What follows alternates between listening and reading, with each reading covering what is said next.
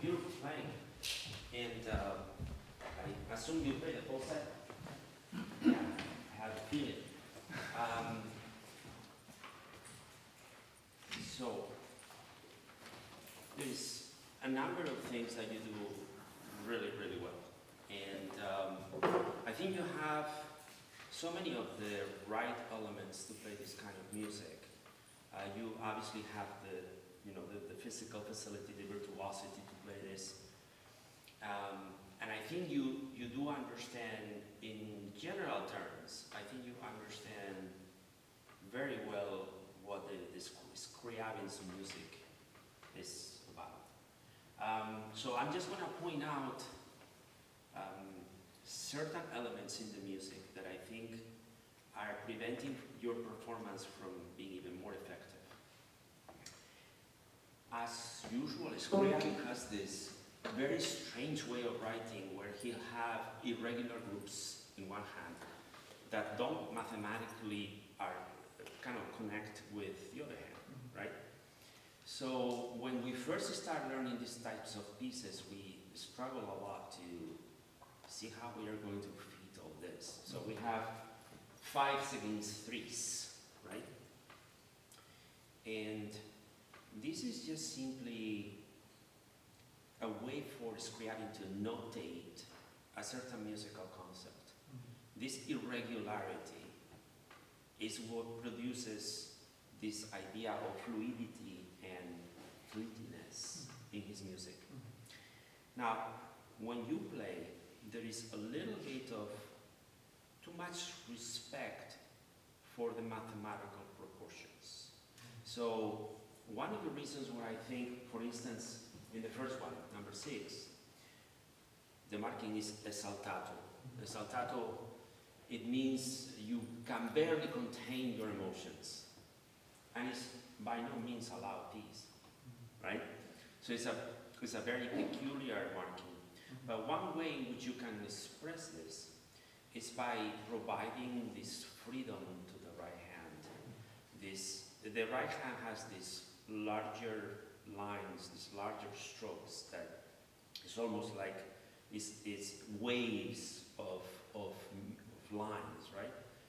But we don't always hear that when you're playing because the left hand is acting too much, almost like a metronome of sorts. I think that you're too respectful to, okay, now this fits here, now this fits here, and I'm playing these together. You have to, I wouldn't say forget your left hand, because we can't forget our left hand. In fact, in number 8, I'm going to complain about your left hand. But in number 6, I think that forget the 5 against 3, the way it's written, the way he had to notate it somehow so that it would be comprehensible. Concentrate on how are you going to pace the melodic line, and don't make the melodic line a slave of the accompaniment figurations. So pretend everything else is accompanying this singer. And this singer is taking breaths whenever they need to be taken. And is pushing the phrase and is doing a little bit more rubato. To me, it sounded a little bit metric. So also the projection of your notes in the top.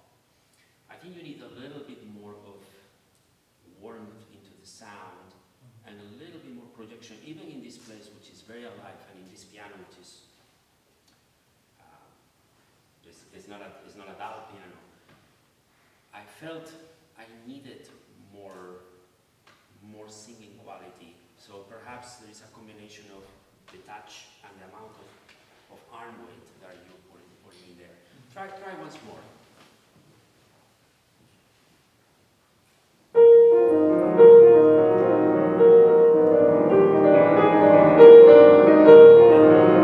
I think I get this sound. I think that you're playing maybe with too much of the bony part of your finger.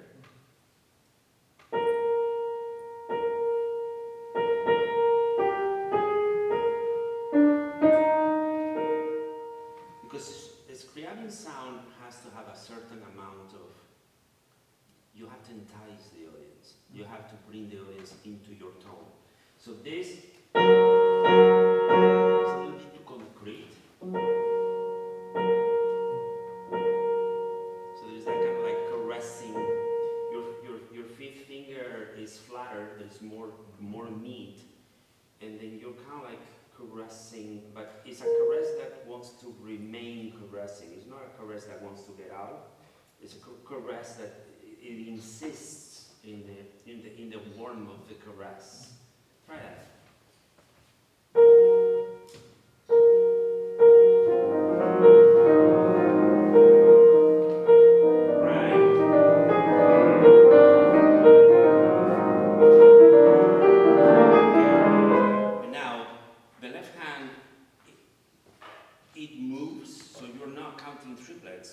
But you do have to clarify a little bit the harmonies and what the thumb is doing. I think the first piece, T, da, da, you need a little bit more of direction. Forget it. Concentrate on the direction of the melody. Yes. Go to the last one.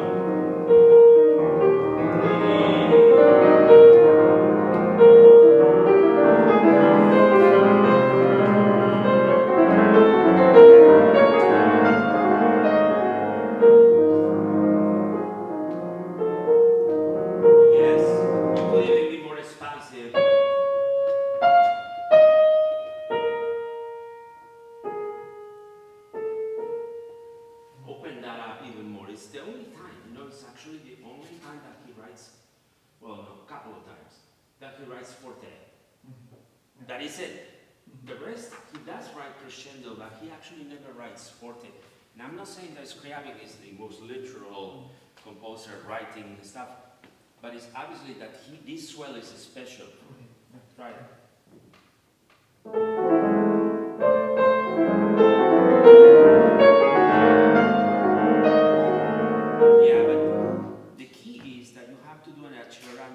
First, you have to get much more excited.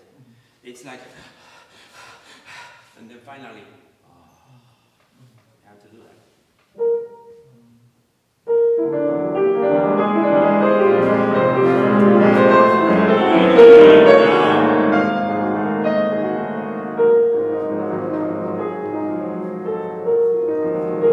So, maybe you want this mute sound to be slightly different from the one in the beginning. So it could be a little bit less. A different kind of piano. If the first piano was warm, maybe this one can be a little bit more intimate.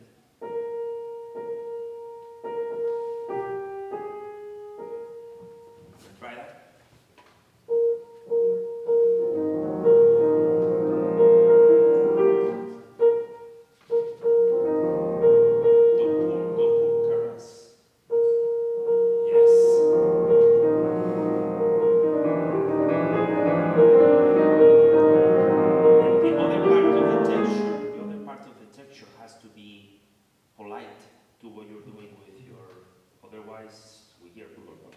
Which, in some parts of the second etude, the number 7, I might actually like for you once in a while to show that texture.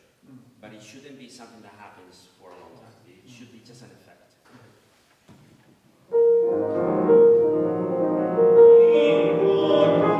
Keep singing. Now, intensity.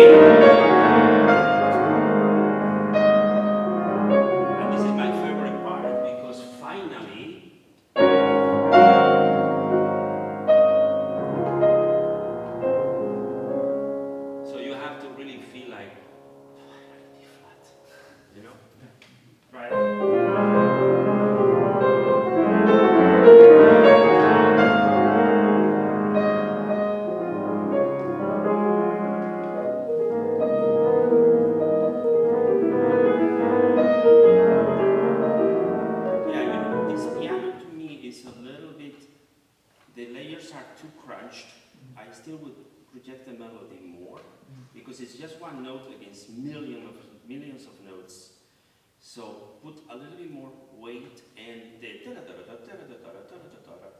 you play it a little bit too deep into the keys.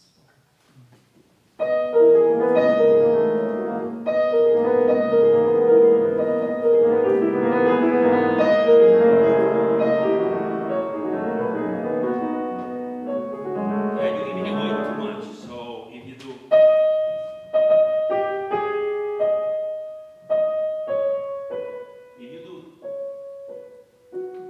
then this change. It's not fresh.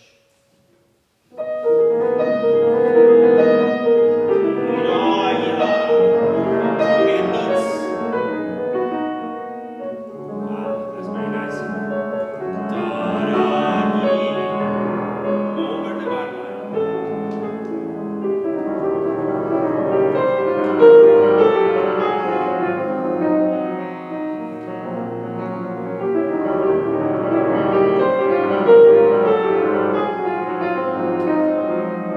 Okay, good. So I have to kind of like keep moving. About your left hand, there is a couple of times where I'm not interested in all these notes. It's not that I'm not interested, but I don't think they're all equally interesting. So if you do something like, I think once in a while you have to, yeah, because there is this.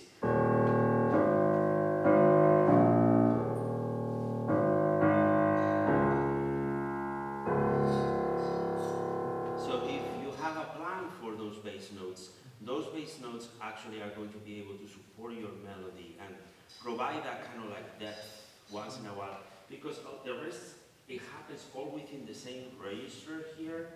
It's very much bass here, right? And then all of a sudden. So once in a while, don't hit us with it, but use your basses. How about, I have to keep moving, how about number 7? Now, number 7 was interesting because I was feeling it in twos, but actually the right hand is in triplets. So it was, I was hearing dee da dee da da da dee da dee da da da dee da dee da da, but it's dee da dee da da da dee da dee da da da dee da. It has a completely different way of moving that way. So can you show me that they're triplets, not duplets?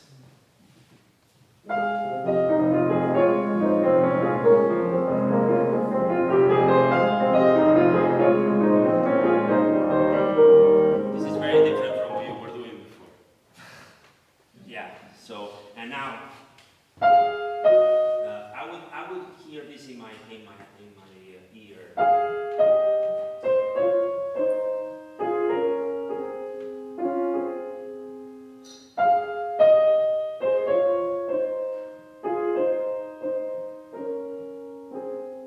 I wouldn't hear. So show us what could be, even if it's just a suggestion of a line. Bring that out a little bit.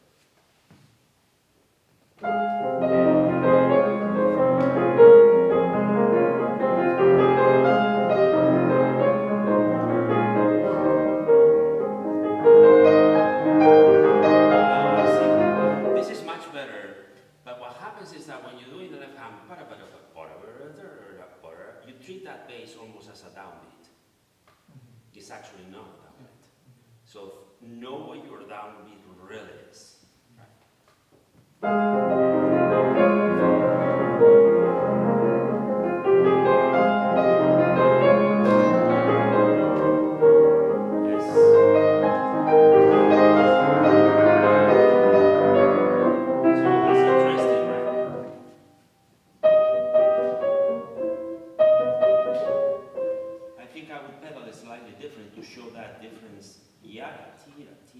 It's almost like a rhythmic hymnola of sorts. With the slurs, yes.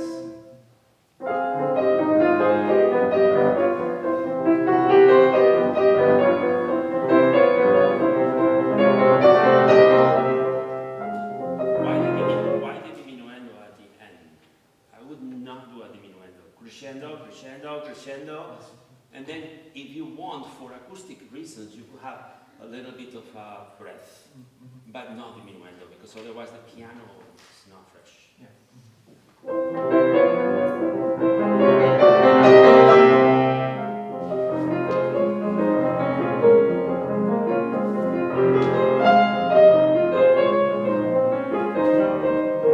Can you feel sweeter? Instead of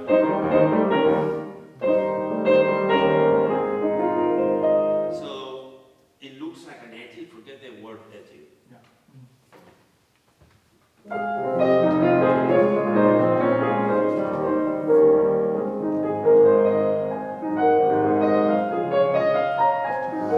think it could be more ethereal. It's pianissimo, right? Just go for really like a perfume of a sound, not even a sound, the perfume of it.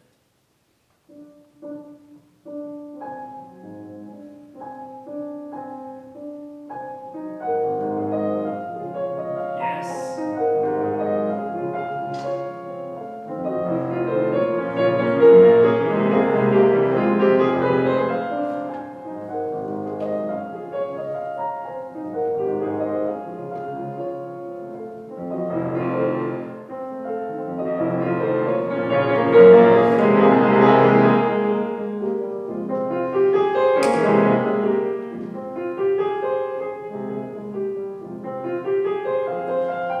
Yeah, very beautiful until here.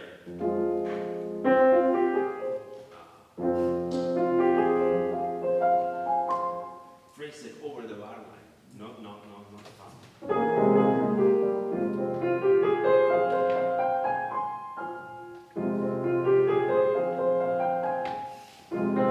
Yeah, here, not here. Because you have to listen to what's happening. I see a lot of people, especially since we are trend, but when we want to play piano, we do this. This doesn't really help, you know? I mean, I understand it, but it doesn't help because you don't want to hear the sound of the piano here. You want to hear what the hall is giving you.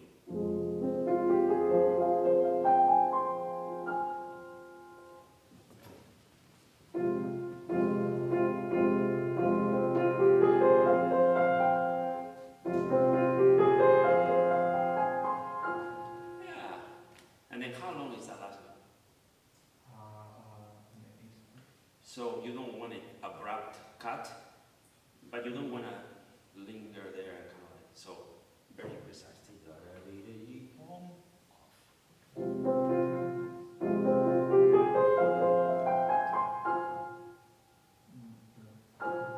Yes, in this probably that's enough because the whole helps you, right?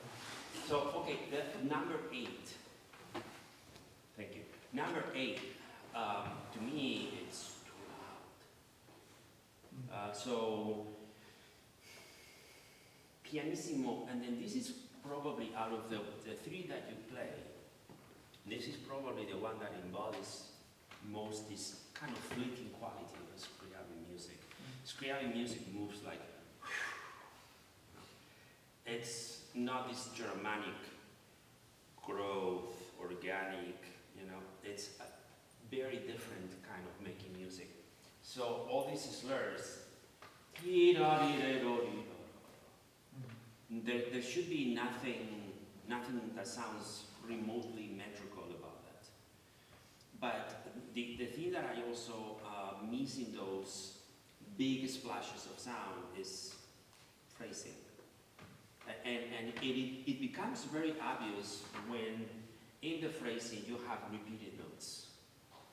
Yeah, the notes that you're trying to bring and they're repeated. If you don't shape those, it's going to sound like Morse code. So you don't want that. How about from the beginning of the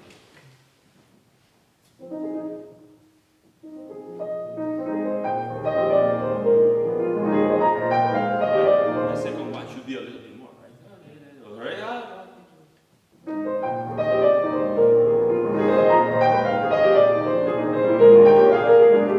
I would treat this as almost like two-note phrase.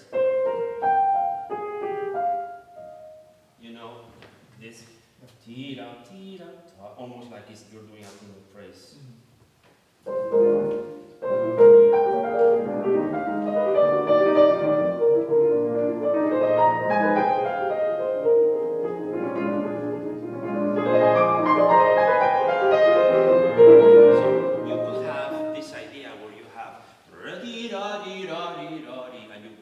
You're generous with your pedal, and then when you come down to the low register,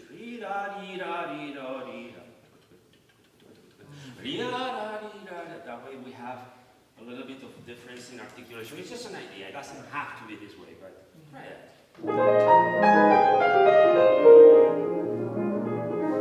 Like that.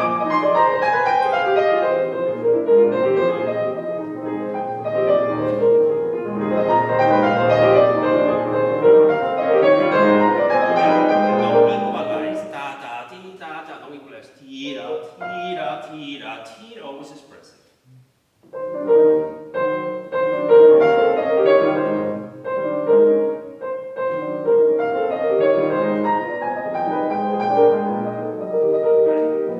one little advice, kind of like the logistic kind of thing. When you shape something, you feel it a lot in your body, and there's nothing wrong with that. But I think it is here that you need to shape more efficiently, and here, because you tend to shape with your body. It's not as precise. Try it.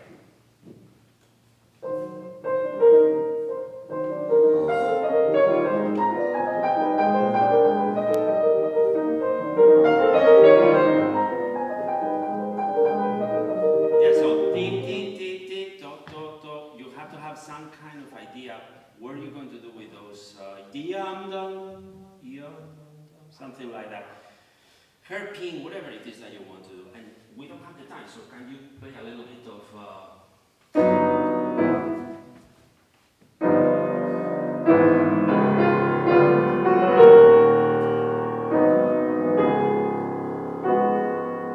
something about your sound sits a little bit too much. Sorry, I can't see this. Your sound sits too much here.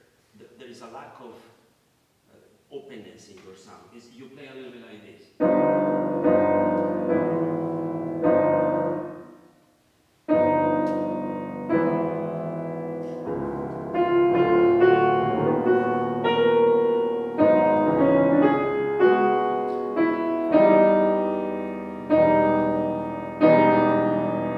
Make the sound go somewhere. I think that you're underestimating how warm the mezzo forte could be. Think about, I don't know, Russian baritone, Russian bass. Really go for rich sound.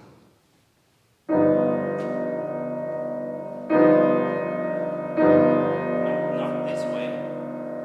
This way.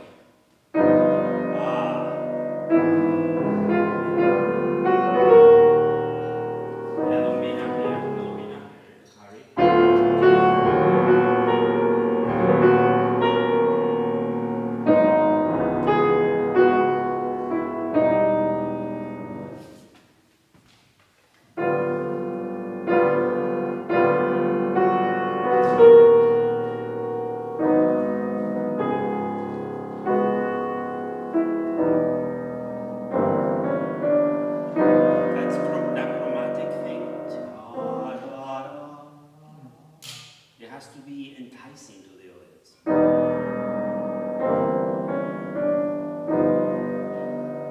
You want an accent there? And now build up to that.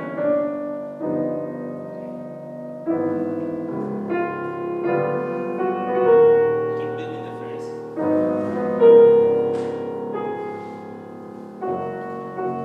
Finally, so.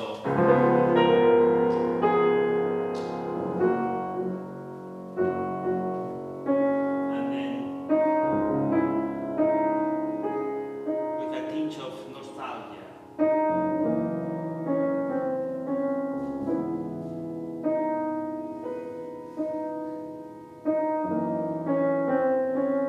Not too metric.